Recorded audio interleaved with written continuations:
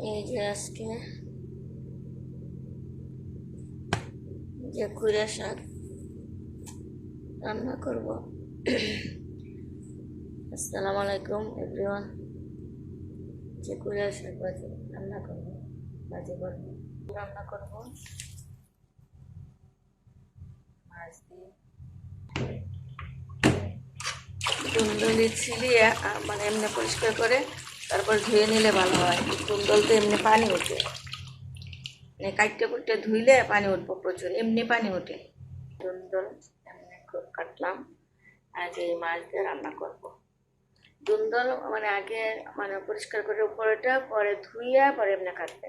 আর এইভাবে কাটতে যদি ধোন আর পানি উঠবে, রান্না করলে গেলে পানি উঠে। মাছটি কুটে বেছে রেখেছিলাম, পরিষ্কার করতে শুধু একটা ফেলায় রাখছিলাম। মরিচ, মশলা, হলুদ, জিরা দিলাম। বাংলা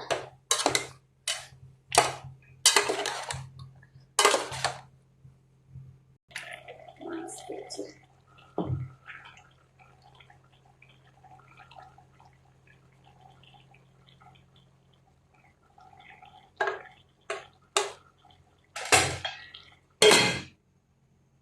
করলা ভাজি করছি। এই যে আমার দুন্দল সাগরে মাছ দিয়ে রান্না করছি, কেমন হয়েছে?